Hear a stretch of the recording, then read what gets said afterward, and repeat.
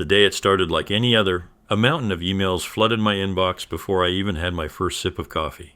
The phone rang nonstop, my employees coming to me with urgent issues, deadline, and last-minute problems that needed immediate attention. Owning a business meant constant fires to put out, clients demanding faster deliveries, suppliers failing to meet expectations, and employees who couldn't make a simple decision without my approval. It was exhausting, but it was my life, and despite the stress, I loved what I did. Today was no different, or so I thought. By midday, I was knee-deep in meetings trying to finalize a contract with an important client. My assistant walked in, placing a stack of documents in front of me.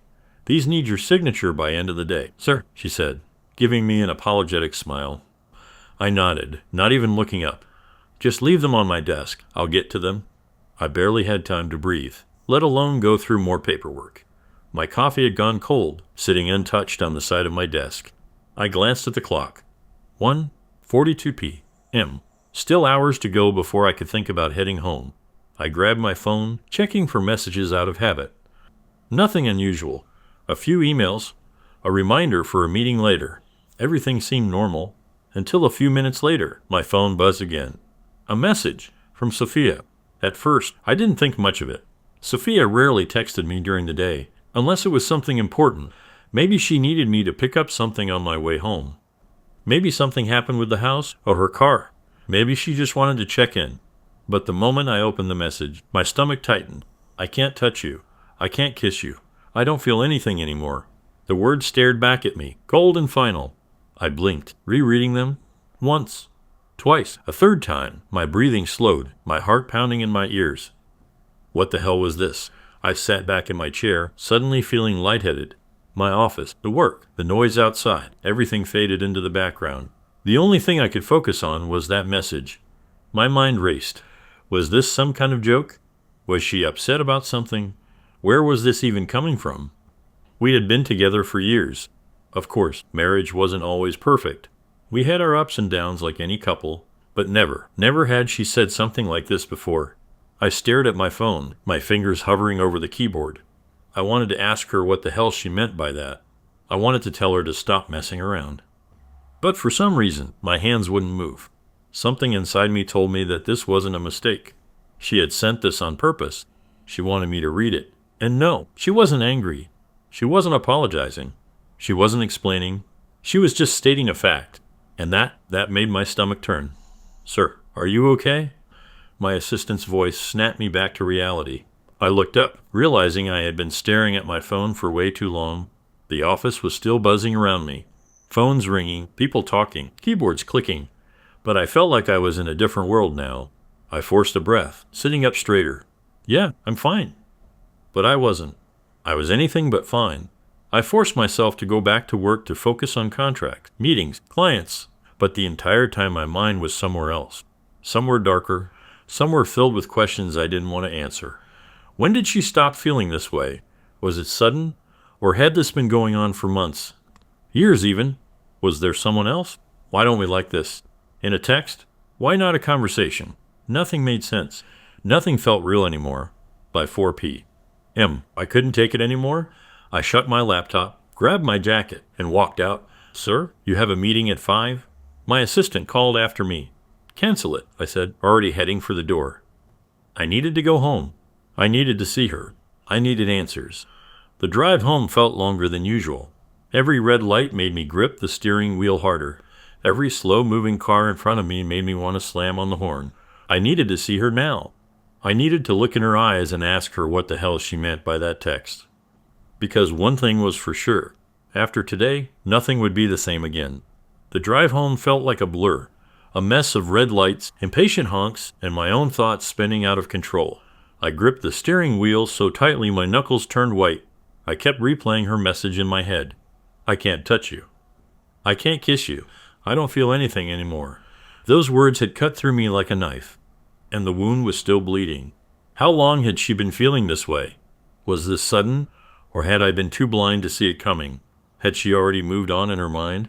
Checked out of our marriage while I was still here? Still thinking we were okay? Or worse, was there someone else?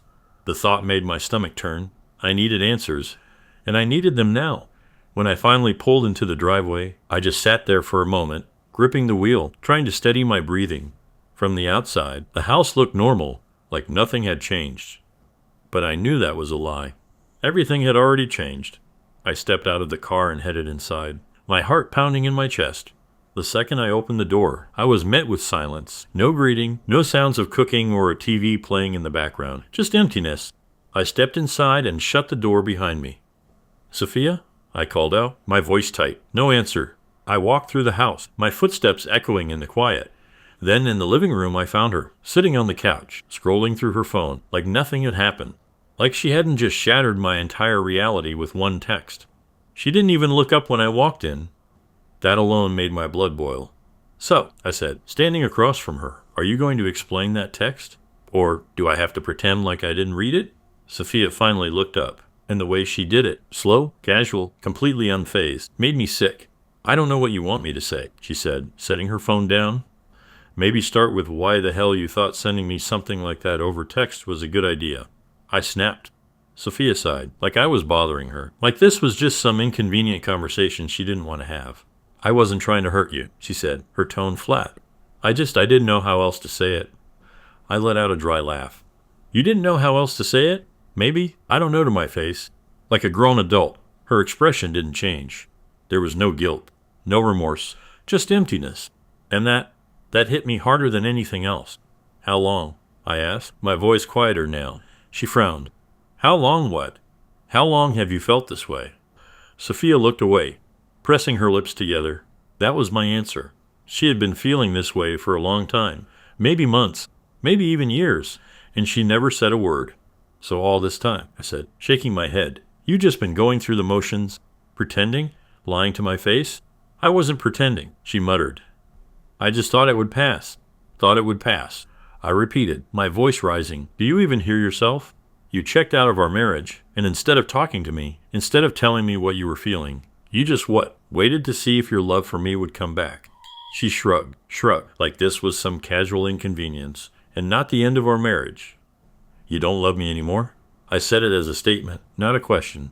Sophia inhaled deeply, rubbing her hands together, and then she gave me the final blow.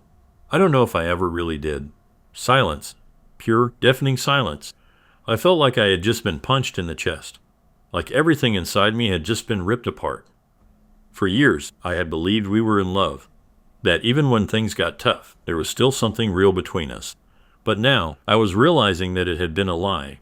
A lie I had been living. A lie I had been fighting for.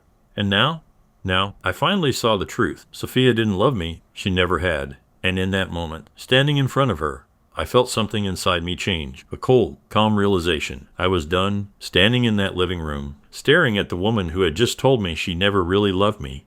I felt something inside me break. But not in the way you'd think. I didn't cry. I didn't yell. I didn't beg. Instead, I went completely numb. There was no point in arguing. No point in trying to save a marriage that, as it turned out, was never real to begin with. But I wasn't just going to walk away quietly. No. If Sophia wanted to throw away our marriage like garbage, then I was going to make sure she walked away with nothing. And in the USA, I had every legal right to do exactly that. The first thing I needed to do was make sure Sophia couldn't take advantage of me financially.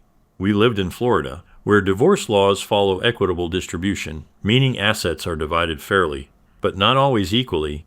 I own our house, purchased before we got married, under my name. My business, founded before the marriage. No shared ownership. My car, my savings, my investments, everything major was in my name, which meant if we got divorced, she wasn't automatically entitled to half of everything. But that didn't mean she wouldn't try. So that night, after she went to sleep, I did what any smart man would do. I called my lawyer. By the next morning, I had a plan. I wasn't just going to leave her. I was going to make her regret ever wasting my time. I met with my attorney, a top-tier divorce lawyer who specialized in protecting high-net-worth men from being taken advantage of. I laid out everything. The text she sent. The conversation where she admitted she never loved me. The fact that she had been emotionally checked out for years. "Do you think she'll fight you on the divorce?" my lawyer asked. I almost laughed. "She doesn't even care enough to fight." He nodded, flipping through some documents. "That makes this easier." We filed immediately. Sophia expected me to stay. Even after telling me she didn't love me, she still acted like nothing had changed. Like I would just continue paying the bills, supporting her lifestyle, pretending everything was normal. She had no idea what was coming. I waited for the perfect moment. A few weeks later, when she left for the weekend to visit some friends in Miami, I packed my things and left. I took everything that was mine. My clothes, my electronics, my valuables, important documents, bank statements, insurance papers, everything. Even small things she wouldn't notice right away, just to make it hurt more. Then I canceled all the joint accounts. The credit cards she used for shopping, gone. The utilities? Remove her name. Her access to my health insurance, canceled. By the time she got back, the house was empty. And on the kitchen counter, a manila envelope with divorce papers. I'll never forget the call I got that night. Sophia's name flashed on my phone screen. I let it ring. Then a voicemail. Her voice wasn't calm anymore. It wasn't emotionless. It was panicked. Daniel, what the hell is this? You just left? You actually got a lawyer? What is wrong with you? She wasn't expecting me to be serious. She thought I'd stick around, keep providing for her, keep playing the fool. But I was done being the fool. I texted her one sentence. You said you didn't love me, so now you don't have to pretend anymore. No arguments. No back and forth. Just cold. Final silence. When she realized I was serious, she tried to play smart. She went to a divorce lawyer, hoping to squeeze money out of me. But what she didn't know, I had already covered my tracks. No joint assets. No marital property under both names. No way for her to claim spousal support. Her lawyer must have broken the news, because soon enough, she stopped trying to fight. Because she had no case. She signed the divorce papers and walked away with nothing, just like she deserved. The best revenge isn't anger. It isn't getting even. It's moving on, and that's exactly what I did. I focused on my business, grew my wealth even more. I got in the best shape of my life. I started traveling, meeting new people, living freely. And Sophia? I didn't hear from her for months, until one day she texted me out of nowhere. Hey, I've been thinking about you. Can we talk? I laughed, because I knew exactly what that meant. She had realized what she lost. She thought she could come back. She thought I'd be waiting, but I wasn't. I never replied. Because Sophia, she was just a bad decision I erased from my life. And now I was finally free.